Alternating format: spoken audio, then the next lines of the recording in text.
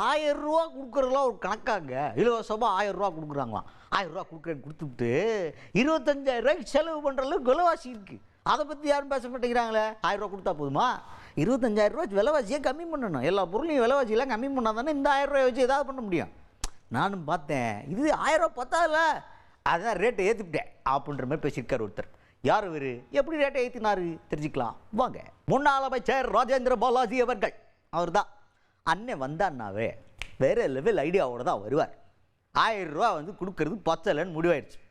1000 ரூபாய் வச்சு என்ன பண்ணலாம்? இன்றைக்கி ஒரு நாள் செலவு கூட பத்தாது, 2 வேலைக்கு செலவு பண்ணலாம். அதுக்கு மேலே 1000 ரூபா காத்தா கரைஞ்சி போயிடும். அதை உணர்ந்து கொண்ட ராஜேந்திர பாலாஜி அவர்கள் டக்குன்னு ஒரு யோசனையை போட்டார். 1000 ரூபா பத்தாது, அப்போ நம்ம என்ன சொல்லலாம் அப்படின்னு ஒரு 2500 ரூபா கொடுத்துருவோம்னே அப்படின்னு நான் எடப்பாடியார் அவர்கள்ட்ட சொன்னேன். அவரும் சூப்பர் வண்டர்ஃபுல்லான ஐடியா கொடுத்துருவோம் அப்படின்னு அவரும் ஒத்துக்கிட்டார். முடிஞ்சா 2500 ரூபா நாங்கள் ஜெயிச்சிருந்தோம் அப்படின்ற மாதிரி இப்போ சொல்லியிருக்காரு. இப்போ ஊருக்குள்ளே இதை பற்றி என்ன பேசுகிறாங்கன்னா, 2500 ரூபாவில் நீங்களாம் 20,000 ரூபா கொடுக்குறேன்னு சொல்லலாம். ஏன்னா ஜெயிச்சா தானே கொடுக்கணும், நம்ம என்ன வேணா சொல்லலாம்ல அப்படின்ற மாதிரி குசும் பிடிச்ச 4 பேர் இப்போ இதை பற்றி கருத்து பேசிக்கிட்டு இருக்காங்க. எது எப்படியோ யார் ஜெயிச்சாலும் இந்த 1000 ரூபா 2500 ரூபா ஆகும்போது கொஞ்சம் மக்கள்லாம் சந்தோஷப்படுவாங்களா இல்லையா? அதில் ஒரு அட்ராக்டிவ் பீஸ் இருக்குல்ல, அதை தான் பேசியிருக்காரு ராஜேந்திர பாலாஜி அவர்கள். 1000 ரூபா சொல்லிருக்காங்க. 1000 ரூபா கொடுத்து போட்டு 26,000 ரூபாய் செலவிச்சிட்டாங்க. எல்லா விற்பனை வரியை பூரா குறைக்கணும், எல்லா விலைவாசியும் குறைக்கணும். நம்ம கொடுக்குற இந்த 1000 ரூபாய் கொடுக்குறாங்க, 2000 ரூபாய் கொடுத்துருவோம். சூப்பர் ஐடியா பாட்டு. ஏன் மக்கள் வரி கூட மக்களுக்கு இல்லாதவங்களுக்கு இருக்கிறவங்க வாங்கி கொடுத்துருக்கீங்க. இருக்கிறவங்க புடி இல்ல இருக்கிறவங்க வாங்கணும், இல்லாதவங்க கொடுக்கணும். இது எம்ஜிஆர் பாணி, இது அம்மா பாணி, இது எடப்பாடி பாணி. இதைத்தான் நம்ம செய்ய போறோம். நாங்கள் செய்ய போறோம். நீ என்ன பண்ற? இல்லாதவங்களையும் கொடுக்குற, இருக்கிறவங்களையும் கொடுக்குற. இந்த பணத்தை வச்சு திங்கா போற தங்கத்துல எப்படி இருக்க போறீங்க? திமுக அமைச்சர்கள் கூட எதுக்கு இப்படி ஆடுறாங்கன்னு தெரியல. ஏன் ஆடுறாங்க? எதுக்கு இப்படி கொள்ளடிக்கிற ஸ்கீம் வச்சிருக்காங்க? திட்டத்துல ஏதாவது வேலை செஞ்சு சாப்பிடலாம், திட்டத்தையே சாப்பிடாது. திட்டத்துல 2 கமிஷன் பார்க்கலாம், திட்டத்தையே கமிஷன் ஆக்கிறாங்க.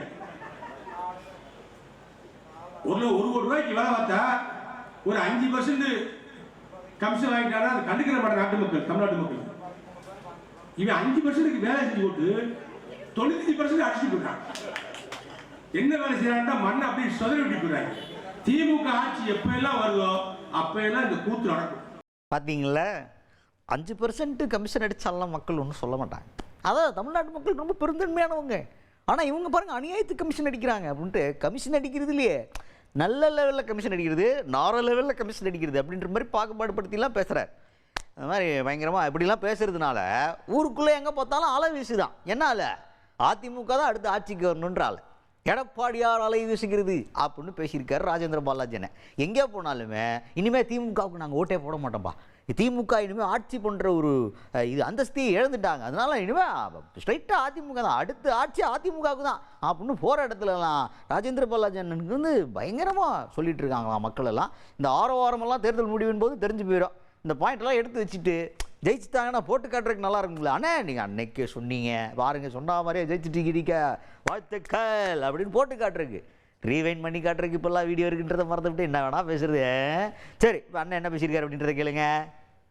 எங்கு பார்த்தாலும் அலை, எந்த ஊருக்கு சென்றாலும் அலை, எந்த கிராமத்தினாலும் பேச ஆரம்பித்து விட்டார்கள்.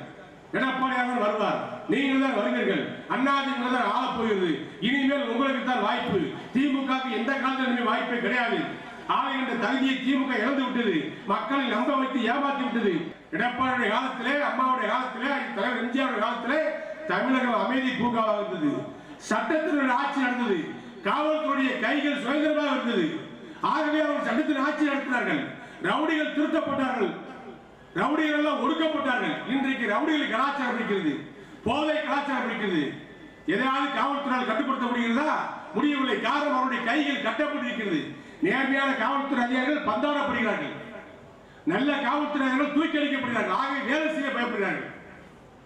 காவல்துறை ஸ்காட்லாந்து இணையான தமிழ்நாடு காவல்துறை, உலக முழுக்க பெயர் பெற்ற காவல்துறை என்ற பெருமைக்கு சொந்தக்கார காவல்துறை.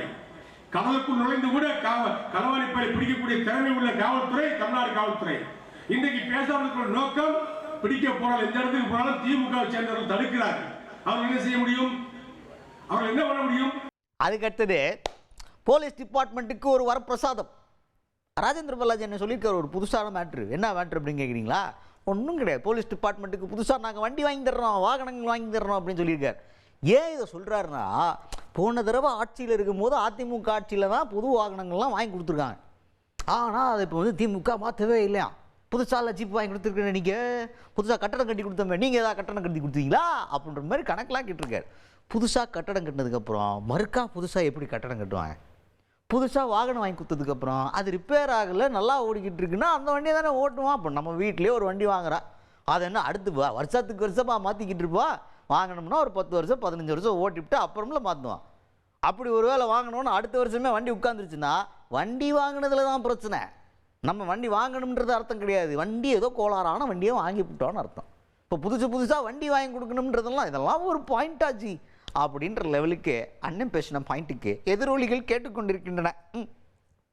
காவல் நிலையங்கள் பூரா திருத்தலிலிருந்து செவ்வாயிலிருந்து ஈஸ்ட்லேருந்து மாடலிருந்து புதுப்பட்டிலிருந்து எல்லா காவல் நிலையங்களும் கட்டினது அதிமுக ஆட்சியில் ஏன் ஏற்பாட்டில் மாவட்டம் முழுக்க புதிய காவல் நிலையங்களை கட்டினோம், புதிய ஜீப் வாங்கி கொடுத்தோம், புதிய வண்டி வாங்கி கொடுத்தோம். இன்னைக்கு வரைக்கும் திமுக ஆட்சியில் ஸ்டாலின் போலீஸ் காவல்துறை மானியத்தில் புதுசாக கொடுத்துருக்காரா? புதிய காவல் நிலையம் கட்ட அனுமதி கொடுத்துருக்காரா? இல்ல வண்டியாவது மாத்திருக்கீங்களா? 5 வருஷமா நாங்க வாங்கி கொடுத்த வண்டி தான் இன்ஸ்பெக்டர் ஓட்டுறாரு, எஸ்ஐ ஓட்டுறாரு, டிஎஸ்பி ஓட்டுறாரு, ரிப்பேர் பார்த்து ஓடிட்டு இருக்காங்க. பேசாம இருங்க. நாங்க வந்து பலடி புது ஜீப் கொடுத்தோம், அடுத்த புது ஜீப் புது பைக்கு அம்மா இருக்கும் போதே எழுதி கொடுப்பேன் காவல்துறை மானியத்தில். என்ன பாலாஜின்பாங்க, இதெல்லாம் எங்க மாவட்டத்தில் மாத்திரம் உடனே அம்மா சட்டமன்றத்தை அறிவிச்சிருவாங்க, காவல்துறை மானியத்தை அறிவிப்பாங்க. எடப்பாடி அதே மாதிரி செஞ்சாரு. இது அதிமுக. எப்படி ஓடி பிடிப்பாங்க? ஒரு திருடன் சங்கத்துக்கு போறான் வண்டி 2 வீலர்ல, எஸ்ஏ வந்து 2 வீலர்ல போறாரு 2 பைக்ல போயிட்டு 1.5 கிலோமீட்டர் டுபுக்கு நின்னுது. எப்படி வரட்ட? அது வாங்கி 5 வருஷம் ஆச்சு வண்டி வாங்கி. நாயடி வேடி சக்கரை உடனே அடிச்சாச்சு. புது வண்டி கிடையாது. கொடுக்குறது யாரு? அரசாங்கம் கொடுக்கணும். அரசாங்கம் புது வண்டி கொடுத்தா தானே வண்டி ஓட்டி இன்ஸ்பெக்டர் எஸ்ஐ வெட்ட முடியும். ஜீப்ல போனா ஜீப்பு மணல இருக்குது, இல்ல மண்ணில் போய் மாட்டிக்குது. புரு ஜீப்பு போக மாட்டேங்குது.